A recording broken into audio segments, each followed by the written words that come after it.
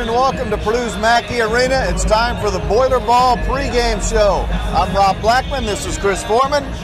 Hopefully you've taken in this program once or twice already this year. It's basically a few minutes for Chris and I to give you all you need to know about today's big Boiler Ball matchup. Today it's Purdue and Michigan, the first of two meetings between these two ball clubs in the regular season. Game one, of course, 2:30 right here at Mackey Arena. And then we're going to turn right around and play the Wolverines again Thursday night in Ann Arbor at Chrysler Arena. Thank you for joining us, and hopefully you're staying safe and warm wherever you might be here on this snowy and chilly Saturday afternoon. Chris Forman, we have a lot to talk about today. Before we visit about today's matchup against Michigan, what about that win Wednesday night at Minnesota? Just another great win. The Boilermaker offense is really rolling right now. Obviously, you'd like to see the defense step up their game a little bit, but when Purdue is shooting the way it did, playing offense the way it's playing right now, it's going to be tough to beat. 51 points Purdue had at halftime. Against Minnesota on Wednesday. That was significant because Minnesota defensively was giving up about 66 a game. Purdue already had 51 at the half. Of course, they score 88 and go on to win that game 88-73. One thing, and Chris mentioned the offense, so I want to make sure I mention this so I don't forget it.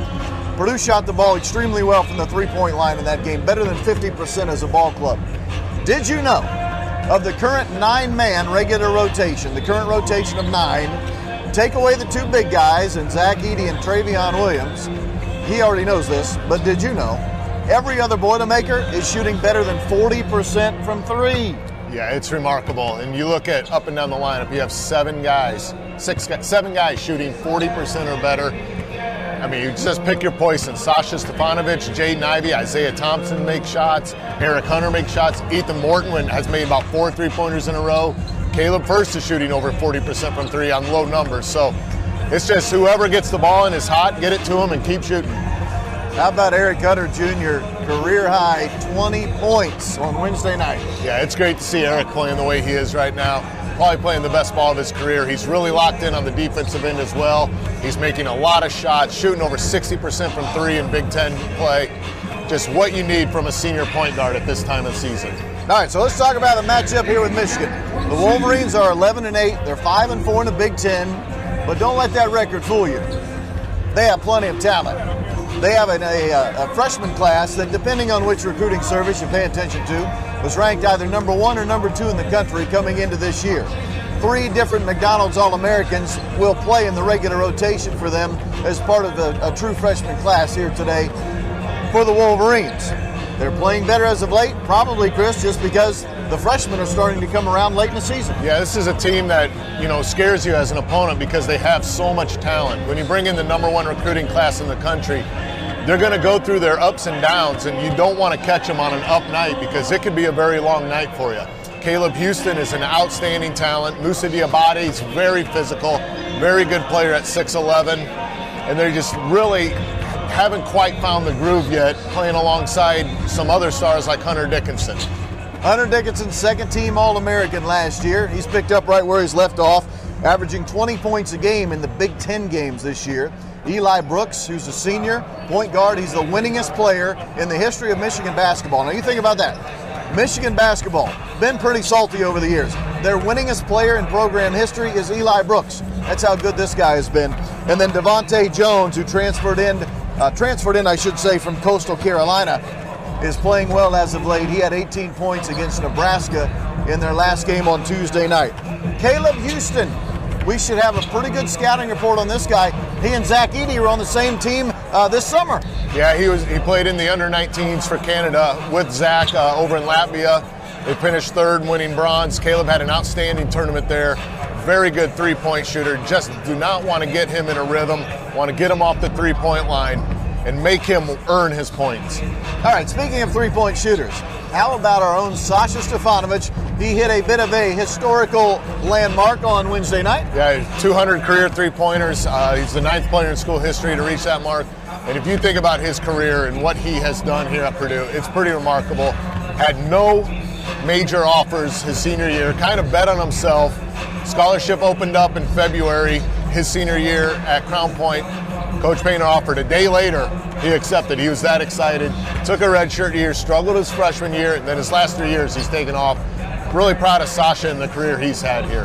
Think about that, fans. 200 made threes in his career, and he's not done yet. Chris mentioned he's number 9 on the career three-point made list. Look out, Chad Austin. He's gunning for you next to move into position number 8. And he's going to be, he needs about 130 points for 1,000 in his career, which for a guy like Sasha, again, remarkable career for him. Yeah, when you consider most of his scoring has come from behind the three-point line.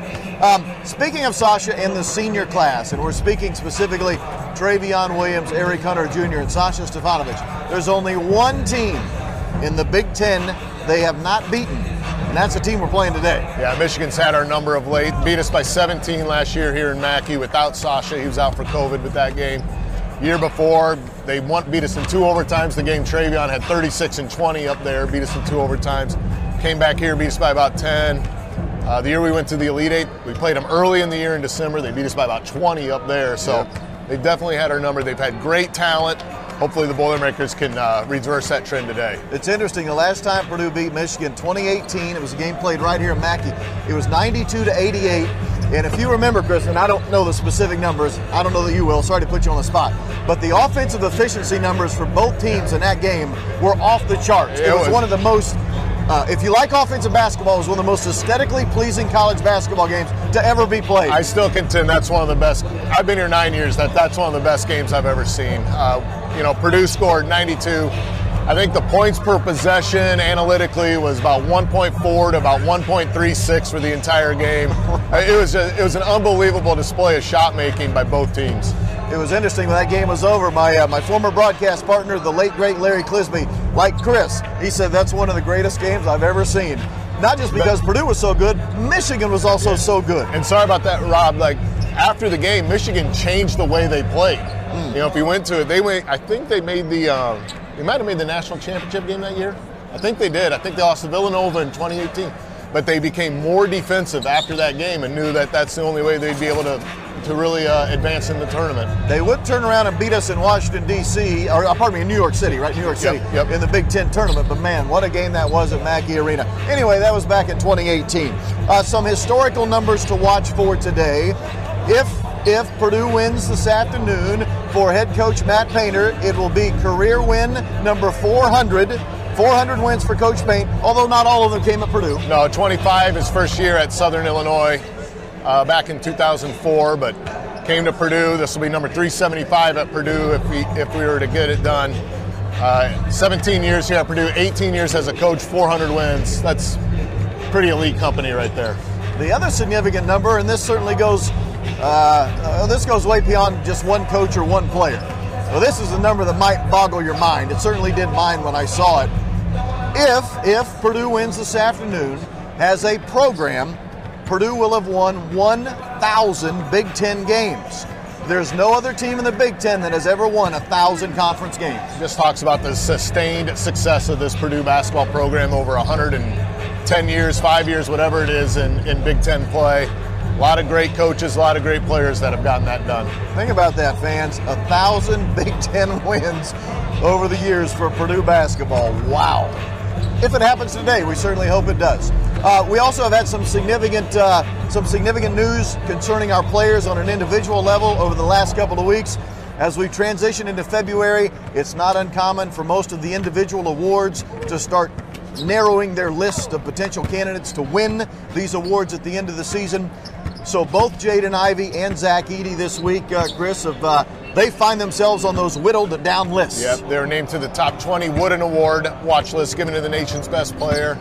And then Jaden was named to the Jerry West Award Shooting Guard of the Year, Final 10. And Zach was named to the Kareem Abdul-Jabbar Center of the Year, Final 10. Just great honors for those. They've obviously had outstanding seasons. It's a great list. Both of the two lists that they're on for the position awards are absolutely loaded, so it shows what kind of years they've had. If you're coming to the game today, if you're watching this, you're probably too late to get the Carl Landry bobblehead, which were being handed out to the first few fans in the building here today.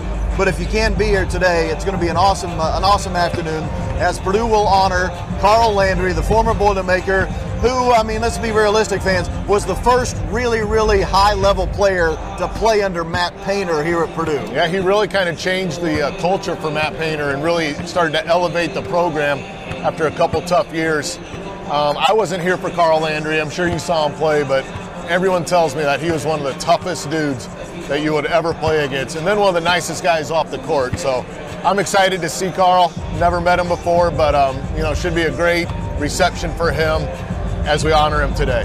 Carl went on to have a really lucrative career in the NBA. I'll just share with the fans and with you, Chris.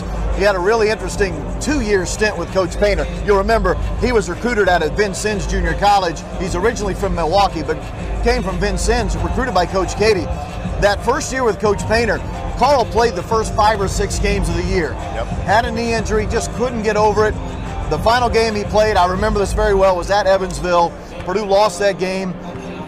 He and Coach Painter, I think they just collectively decided, let's just shut it down.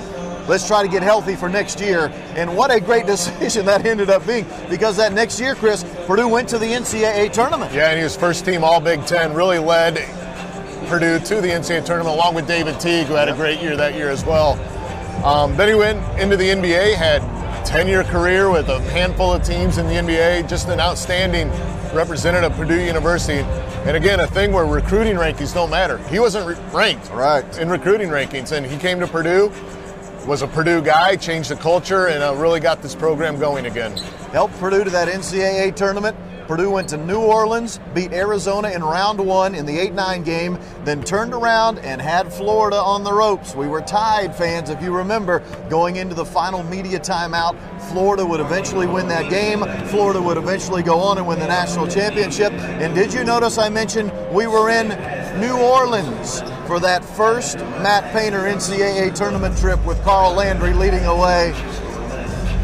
You're saying it. I'm not saying it. I just happened to mention New Orleans. I'm trying to not mention New Orleans at all this year. For our fans that are very confused, just look up this year's NCAA tournament and see where New Orleans fits in the grand scheme of tournament sites for this year's tournament. Chris Forman, let's have a great day today. Absolutely. Beat Michigan. For Chris, I'm Rob. Thanks for joining us. Big thanks to Hunter and Corey, who work for us behind the scenes. A Boiler Ball pregame show here today from Mackey Arena. By the way, for this one, a 2:37 tip-off, 2:37 on Fox. It's Purdue and Michigan. For those that will listen to the radio network, to myself and Bobby Riddell, we thank you for doing that. We'll go on the air at 1:30. Purdue and Michigan today from Mackey Arena on Carl Landry Day. Have a great afternoon, everyone.